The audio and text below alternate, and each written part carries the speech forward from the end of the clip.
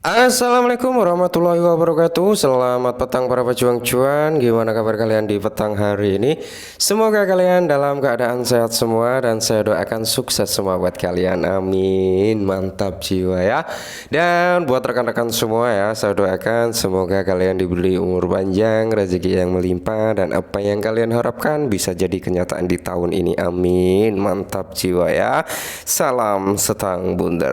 Oke kawan-kawan semua ya, di kesempatan petang kali ini siapkan dulu secangkir kopi teman-teman untuk menemani ya, melihat rekondisi daripada market cryptocurrency kali ini teman-teman. Kalau kita lihat bersama untuk keadaannya ya didominasi dengan warna hijau yang royo-royo, dimana kalau kita lihat untuk Bitcoin masih bertahan ya di area 29 ya teman-teman ya, pokoknya masih bertahan di area itu.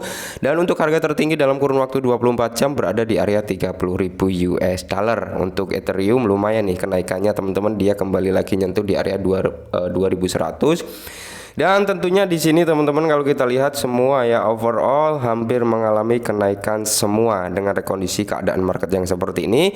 Dan di sini ada sedikit informasi nih buat para holder atau komunitas Bitget Price. Dan kalau kita lihat dari versi coin market cap teman-teman, untuk ada harga price sendiri berada di kepala 45 dengan 60 di belakang koma ya. Dan dia per video ini dibuat mengalami penurunan 2,70%. Kalau kita lihat secara overallnya dia masih dalam kondisi apa ya, bisa dikatakan dia nggak nyentuh di harga dasar waktu dia brocol ya teman-teman. Harga brocolnya itu di area sini kayaknya ya teman-teman, di area-area sinilah banyak. Oke, jadi kalau kita lihat untuk perkembangan daripada Bitget Price sendiri teman-teman, untuk volume dalam kurun waktu 24 jam kalian bisa melihat 6,3 juta US dollar ya.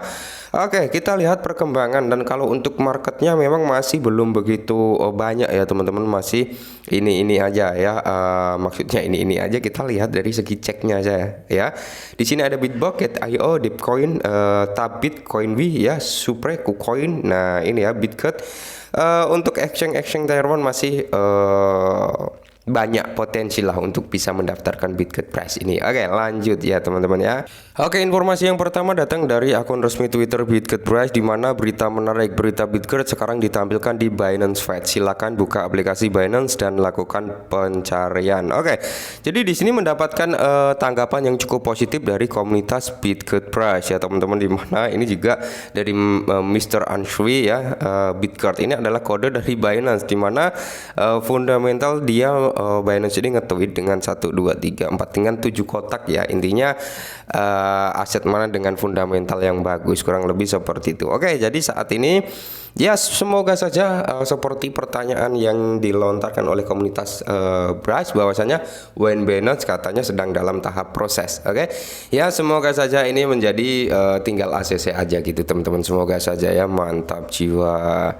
Oke teman-teman, informasi yang berikutnya yaitu menanggapi tentang Bitget Venture yang kemarin di-up di Twitternya Bryce ya. Di sini tim Bryce juga nge-tweet kembali nih, bahwasanya kami baru saja menandatangani perjanjian NDI dan investasi dengan investor swasta kami untuk Bitget Ventures. Bersiaplah untuk peluncuran Bitget Ventures pada 21 April. Oke, jadi pada tanggal 21 April nanti teman-teman ya akan ada peluncuran apa ini, kerjasama ya, atau bisa dikatakan investor venture ini ya teman-teman. Mantap jiwa lah. Dan di sini poin nomor 2-nya, dimana kalau kita lihat bersama teman-teman ya, poin nomor 2 ini ya, what is Bitget Venture. Nah kurang lebih seperti itu.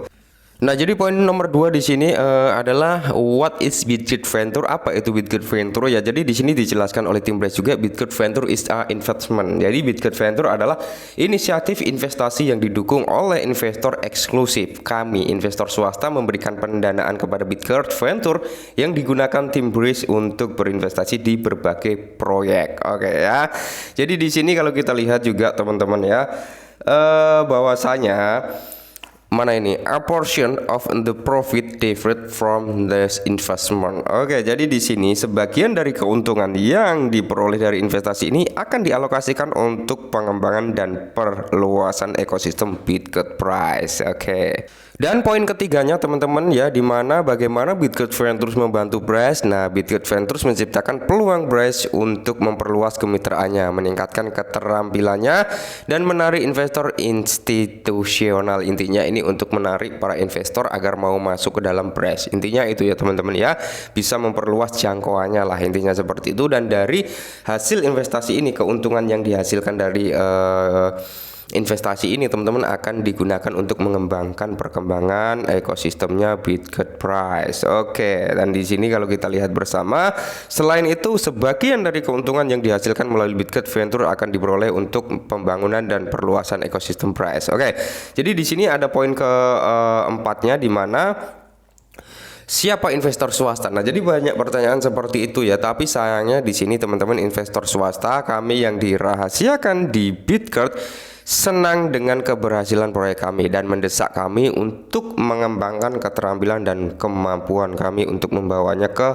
tingkat berikutnya untuk meningkatkan profitabilitasnya. Nah, jadi di sini sayang dan demi sayangnya ya teman-teman, di mana identitas mereka nggak akan dipublish ya, di mana identitas mereka tetap dirahasiakan karena NDA yang telah kami tanda tangani dan mereka ingin memisahkan investasi mereka dari usaha bisnis mereka. Oke, jadi NDA ini adalah sesuatu apa ya, bisa dikatakan perjanjian, di mana perjanjian tersebut harus mengidentifikasikan atau harus menyembunyikan kerahasiaan dari para investor, nggak boleh bocor, kurang lebih seperti itu ya. Nggak tahu lah, Braze ini suka yang apa ya, anonim kayak gini ya, developernya juga anonimus, investornya apalagi juga anonim ya teman-teman, kurang lebih seperti itu. Kayaknya suka yang tersembunyi lah ya. Tapi overall oke lah ya. Kita lihat perkembangannya, di mana dia akan meluncurkan adventure-nya ini pada tanggal 21 April. Tinggal berapa hari lagi? 3 hari lagi. Kita lihat gebrakan apa yang akan diberikan daripada tim Braze. Sebenarnya gini ya, memang banyak dari teman-teman semua yang bertanya, yang ngasih saran juga ya terhadap saya. Oke, memang sarannya bagus teman-teman ya. Dia bilang seperti ini, banyak lah, bukan hanya 1-2 orang. Bang, sebenarnya Braze ini bagus ya, proyeknya oke lah ya, ambisius banget developernya untuk ngembangin suatu proyek. Cuman ya itu tadi bang ya, kelemahannya proyek yang sudah diluncurkan, ibarat kata gini loh ya, ibarat kata seperti ini. Proyek yang sudah diluncurkan baru setengah jadi, dia ninggalin proyek itu untuk membangun proyek lain. Baru setengah jadi juga ditinggalin untuk ngerjain proyek lain. Jadi seolah-olah proyek yang diluncurkan Braze ini ya memang benar-benar diluncurkan, tapi dalam artian kalau kita bilang 100% itu baru 80% ya itu jadi. Ya semisal ya kayak ya memang ada benernya, memang seperti itu, ada benernya. Kita nggak mau munafik ya teman-teman. Kita berbicara seperti Pybreeze, terus exchange-nya, terus apalagi ya, aku agak lupa. Proyeknya banyak, Startup Studio ya. Yang paling bagus sebenarnya Startup Studio. Di mana Startup Studio sampai saat ini ya. Kemarin kan waktu dulu Braze itu nge-tweet akan menghentikan sementara sampai benar-benar pasar ya dalam kondisi kondusif gitu ya kan. Cuman kenapa harus dihentikan selama ini? Itu loh ya, seakan-akan proyek Startup Studio nggak dikembangin kembali ya. Itu ya harapannya dari komunitas tetap dikembangin lah, karena itu sangat bagus untuk ekosistemnya Braze. Yang kedua adalah perihal Pybreeze. Pybreeze ibarat kata tim Braze ini ngebangun mall, cuman bangunannya sudah jadi, ditinggalin belum ada isinya. Sampai saat ini kan Pybreeze perkembangannya seperti apa kita nggak ada yang tahu ya. Tapi malah tim Braze fokus dengan proyek lainnya kan seperti itu. Kalau kita tanya ya jawabannya pasti tahu lah ya gitu teman-teman. Dan untuk Exchange Braze ya kita tunggu saja. Semoga saja UI-nya segera diperbaiki, tampilan fiturnya segera diperbaiki ya. Jangan sampai 3 proyek yang bagus ini mangkrak gitu ya. Harapan dari komunitas tim Braze tetap peduli gitu ya, ngembangin kembali proyek yang sudah diluncurkan, padahal itu sangat bagus. Harapan dari kita semua seperti itu. Dan tetap semangat para investor Braze, semoga kita diberi cuan pada tanggal 21 nanti. Salam cuan.